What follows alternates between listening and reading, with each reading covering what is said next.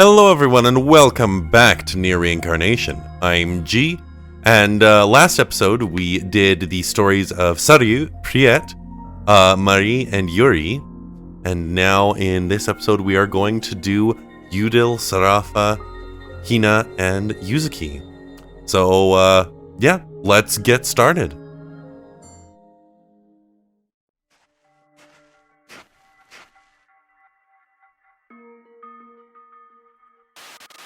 This country is not the only thing covered in sand.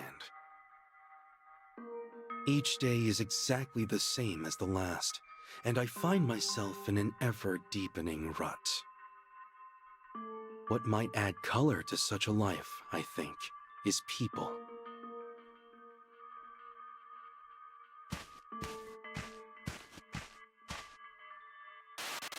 The traveler I pass wears a platinum ring. The merchant before me proudly shows off a vase housing a beautiful flower.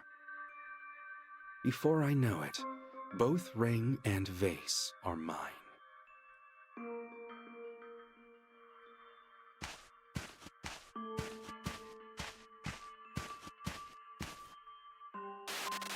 There are 3 rules to thievery. 1. Keep distance between yourself and fellow thieves. 2. Touch your tools with your ring finger first. 3. Let the shadows guide your escape. Stick to these, and you will officially be a thief.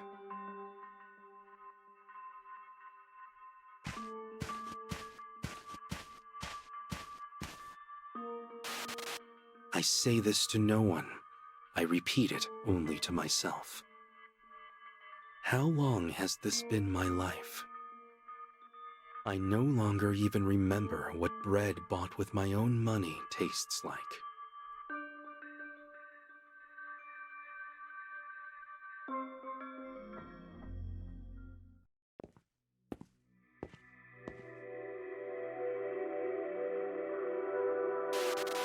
I feel a gaze on me as I sidle through the back alleys of the city. A pair of eyes shine in the darkness, and a child steps into the light. The starving child examines the bread in my hand with a stare powerful enough to kill.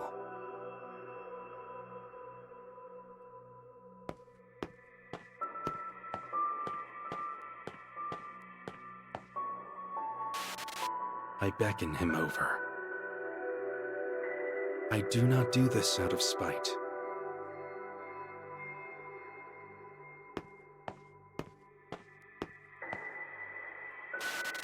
It's just a way to pass the time, a game. I show the child some beans I've stolen. I hide them in one of my fists and ask him to choose which of them holds the prize.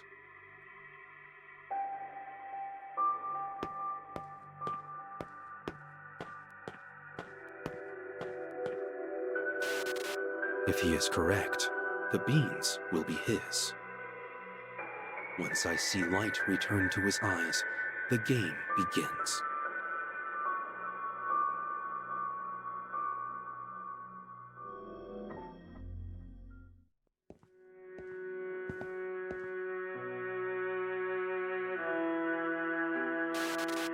First match, I win.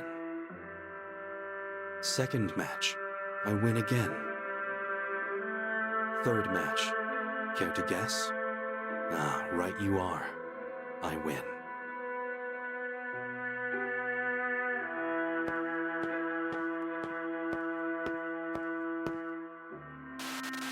Hunger dulls the child's thoughts.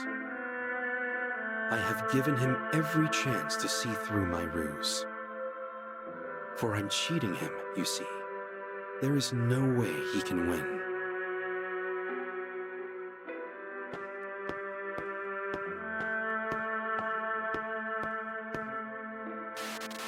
We play until the sun sets, and I never lose. He does not realize what is happening, not even at the very end.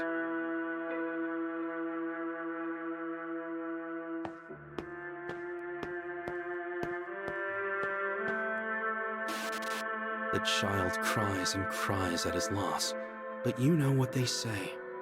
Temporary charity does nothing for a person in need. I leave the child with one parting thought. Live, even if it isn't right.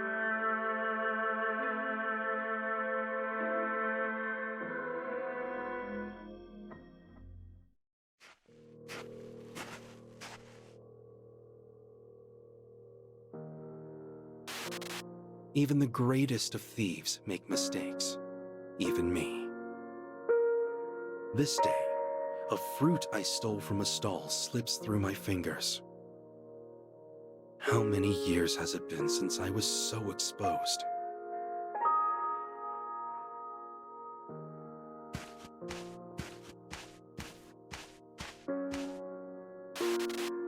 But the fault is not all mine, for the stall-keeper has gone to great lengths to safeguard his merchandise. No sane person covers their products in oil, yet I curse myself all the same for not seeing it. Alas, hunger dulls the thoughts.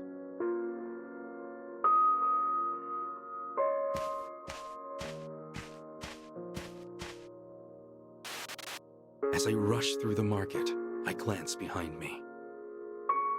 Standing beside the bellowing stall-keeper is the child. The very one who lost to my tricks.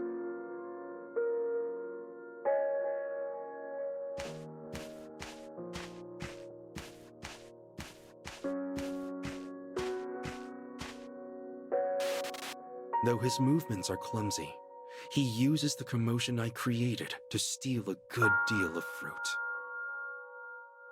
Good for you. That is all I say before melting into the shadows.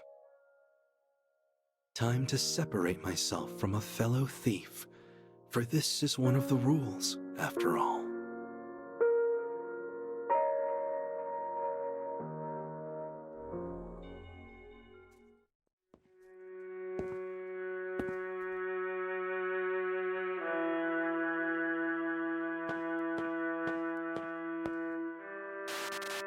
I have been bound for all of my days. Bound to a dazzling prison others name a palace. My elegant fetters are contained in the title of princess. Only once in my youth did I comprehend freedom.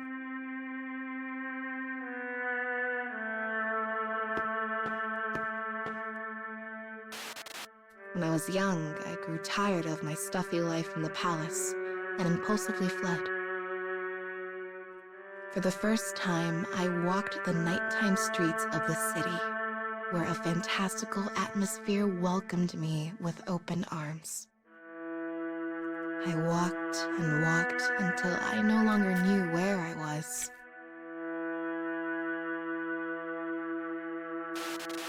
I couldn't see the palace, or even the mighty spire atop it.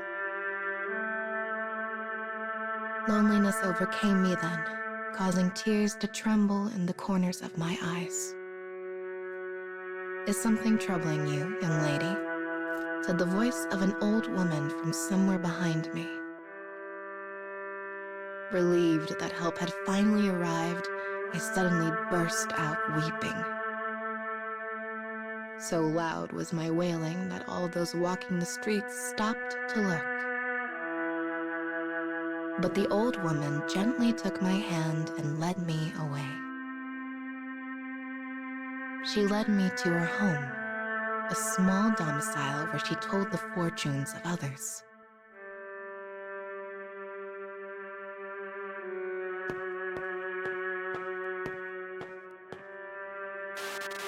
Crystals glowed faintly, exotic rugs tickled my feet. I cannot remember the fortune she scribed for me, but I will never forget the shock that pierced my heart in that moment.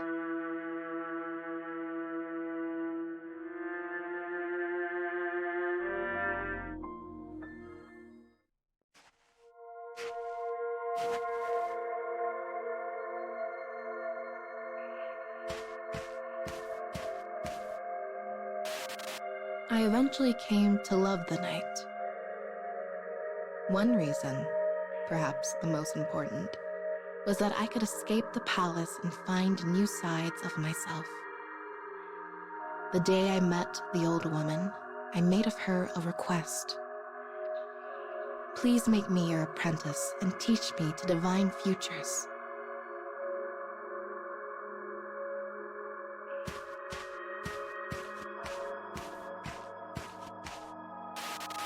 Though she agreed, her teachings were harsh. People place their lives in the hands of fortunes, she would say. Under her strict tutelage, I gleaned the secrets of divination.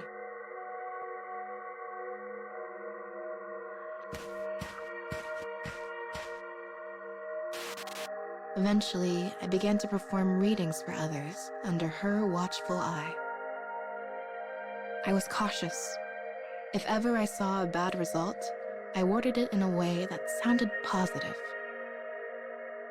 In the palace, I yearned for night. In the old woman's house, I divined futures. For a time, this was my life.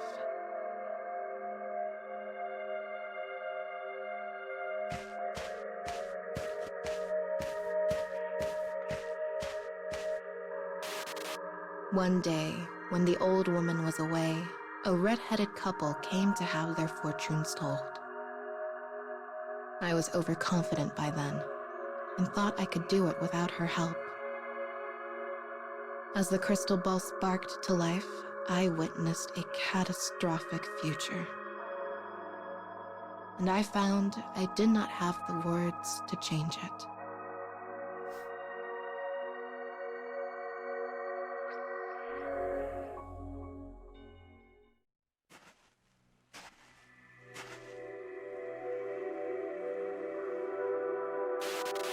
A rumor drew a crowd to the bay. A man and woman fought over the end of their relationship, and the woman ended up drowning the man.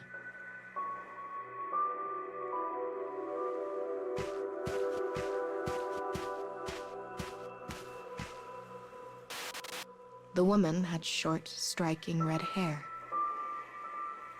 Red hair was unusual in this nation. I realized at once she was the same woman whose fortune I had told.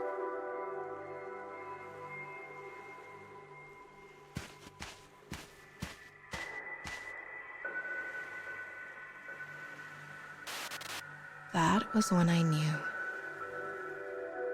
I had the power to manipulate the lives of others through divination.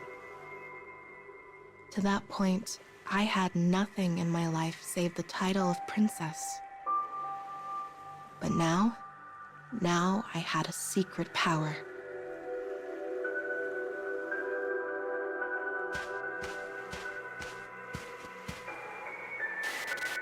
All that awaited me, however, was the old woman's rage.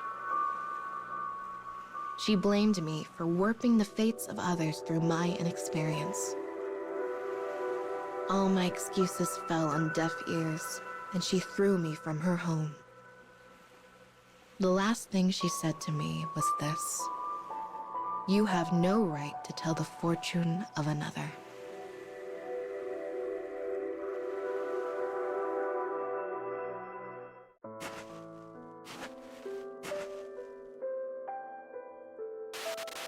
Days later, as the sun dawned on the city, another crowd gathered. They were a mob, and they ripped the old woman's house down with their own hands. They screamed and trampled the remains, destroying everything. The old woman's prized divination tools were buried beneath the rubble.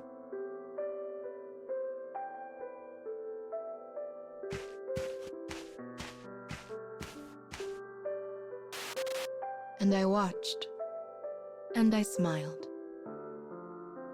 I struggled to keep back the laughter bubbling in my throat. I had used my powers selfishly to unleash the mob.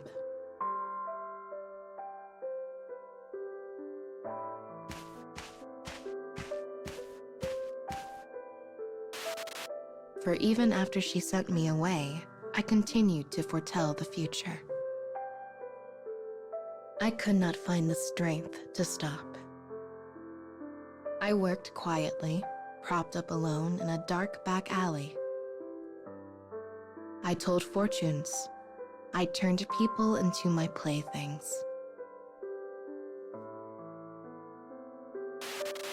I could never go back.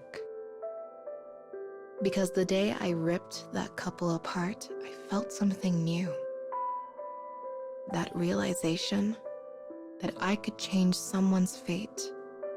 It was deep, powerful, distorted.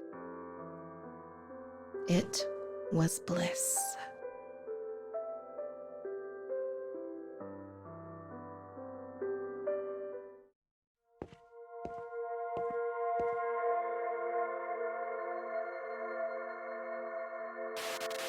We were a perfectly average family, leading a perfectly average life.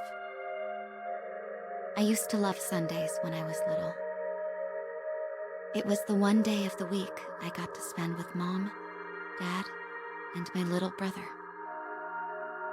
We'd always make lunch together. And cooking is such an adventure for a little kid. I'd try to copy the cooking video playing on the tablet, but every time I went to crack an egg, things got interesting. I'd go through an entire carton trying to get it right, and Dad would laugh each time I didn't. One day, I finally got my egg in the pan with a minimal amount of shell. I whispered the magic word for my secret flipping technique, and... My brother poked the ticklish spot on my side, causing the egg to smear all over the pan. He was always such a little jerk. Anyway, I draped the remains of the egg over some golden rice and called it good. Then I drew a smiling sun on it with ketchup and gave it to Dad. "This looks just like you," he said. And just like a sun, I beamed.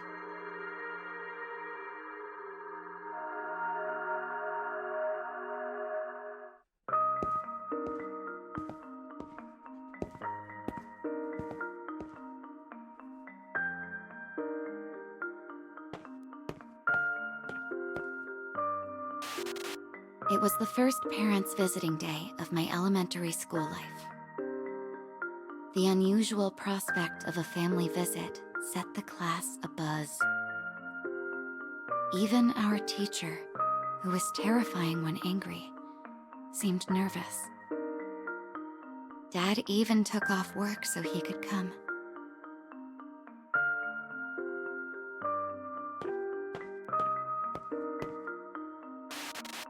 Our first class of the day was social studies, followed by science and math.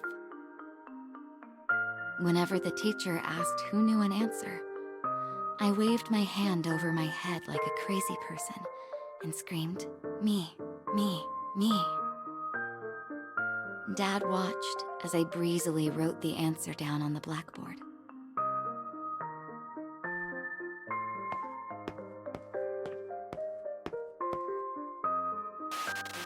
In our final class, the students had to give a presentation about the origins of our names. Everyone seemed embarrassed by their parents' reasons for choosing names. But I was ready. The day before, Dad said they named me Hina because it means sunshine.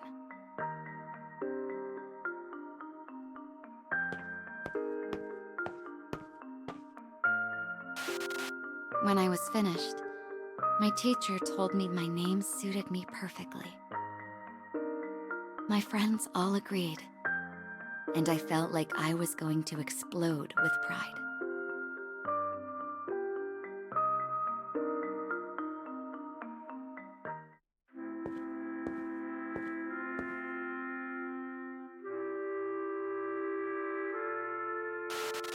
When I got to high school, our family underwent a seismic shift. My parents got divorced. We used to cook together on the weekend, go on trips together. Now everything was different.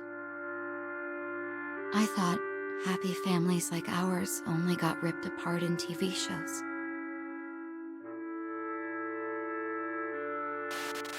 I ended up living with Dad. He was mentally and emotionally broken, and no longer smiled like he used to. He'd just lay down and stare into space. Even breathing seemed to cause him pain.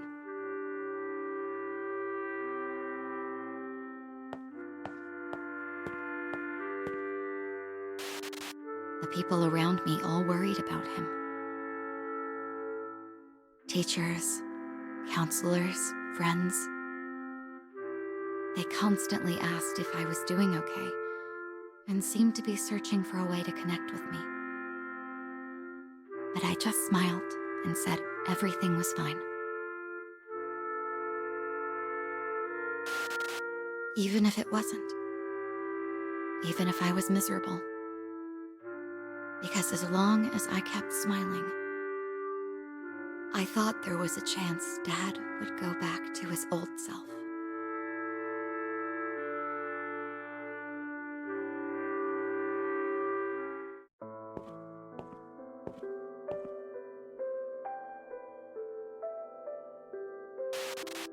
The days following the divorce turned into weeks, months.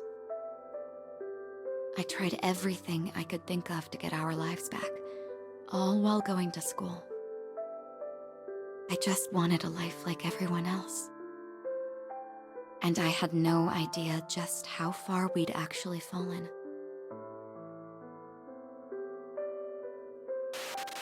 One day, I was having a mindless chat with a friend on the phone. We were gossiping about random things at school. Near the end of the call, she got serious and asked if everything was okay at home. "Everything's fine," I replied in a chipper voice.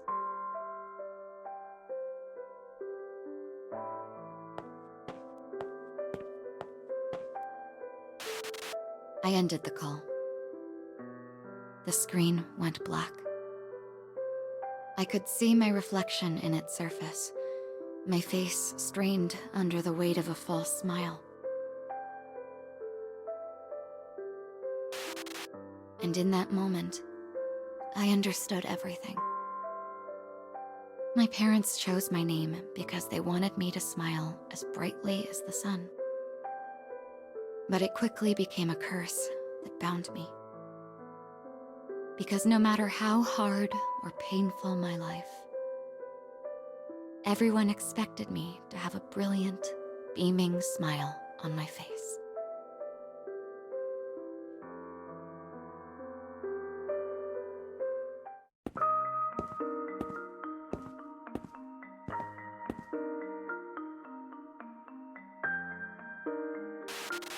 It happened when I started elementary school. I used to come home crying every day. I was extremely shy, and my classmates saw that weakness and took to bullying me. I'd try to wipe the tears away and put on a brave face, but Mom always knew. She'd ask if something happened, and I would just nod. She never said anything else. She'd just sit there and quietly stroke my hair.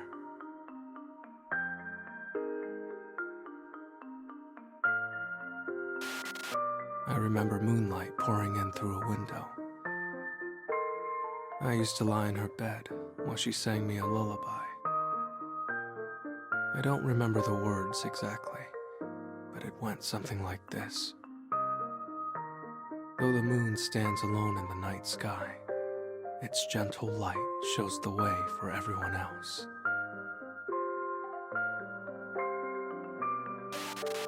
Part of my name means moon. Mom apparently named me after the lullaby. She wanted me to be the kind of person who helped others, even if no one sought me out specifically, even if I didn't fit in. The moment she told me this, I swore to become the moon.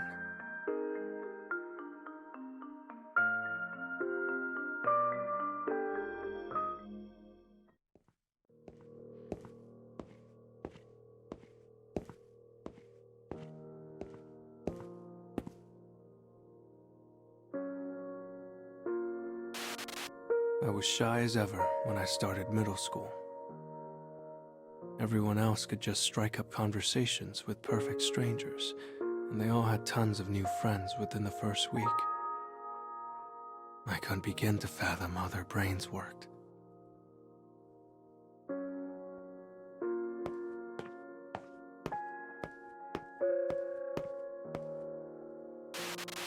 But I was used to being alone. Around that time, I saw a boy in glasses being bullied in a secluded staircase. The bullying was typical, even cliché, like something you'd see in a bad movie.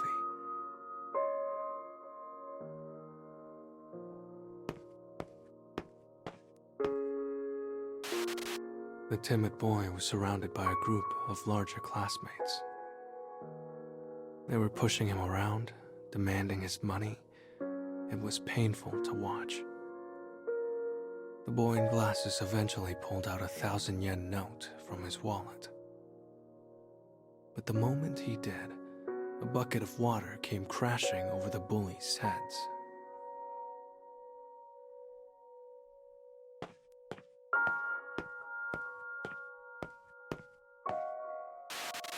They were soaked from head to foot. "We'll get you for this," they shouted as they ran away. It was me, of course. I'm the one who threw the water. And then I watched as they scurried up the stairs and escaped to the floor above.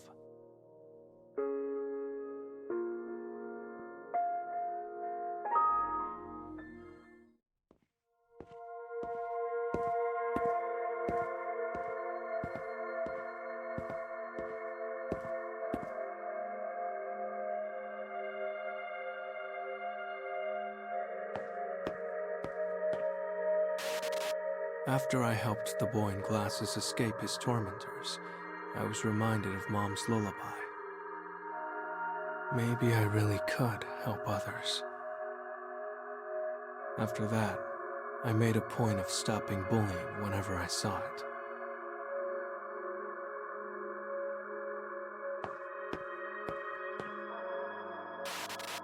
Like that day in science class, when the classroom skeleton with limbs attached to strings suddenly started dancing.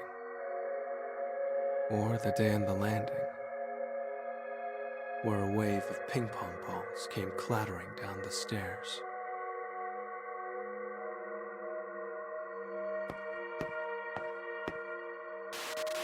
Each time, the bullies ran away howling with their tails between their legs. I loved seeing that. It was such a hilarious contrast to their usual invincible air. But the last time I stood there laughing as the bullies scattered, I heard a voice behind me.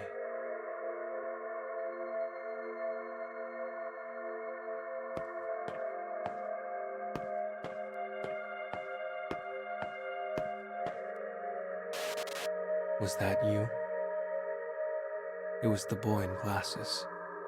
Though I had helped him from the shadows again and again, that was the first time he'd spoken to me. Unsure what to say in response, I could only bring myself to nod.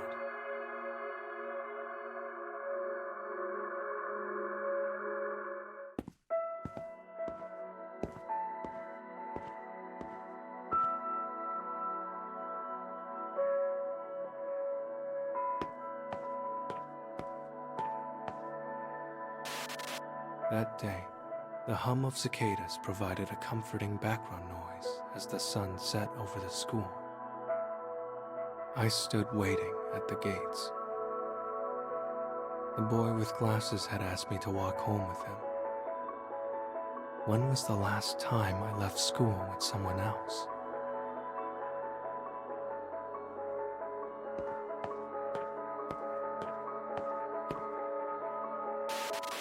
Brilliant orange light reflected off the windows of skyscrapers as we made our way home.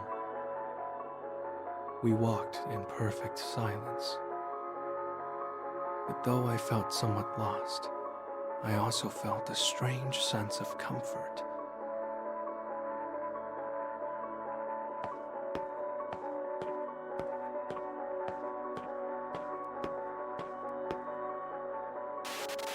We passed through the busy part of town and came to an empty street.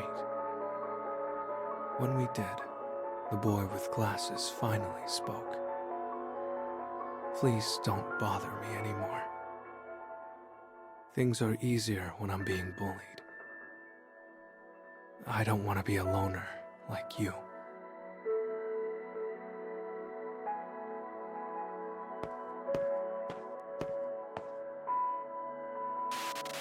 We parted ways after that, and I took my usual route home. The moon shone lonely against the pitch-black curtain of night. Can I ever be like the moon, Mom? I stared at the sky the entire way home. The sharp edges of the beautiful moon blurring beneath my tears.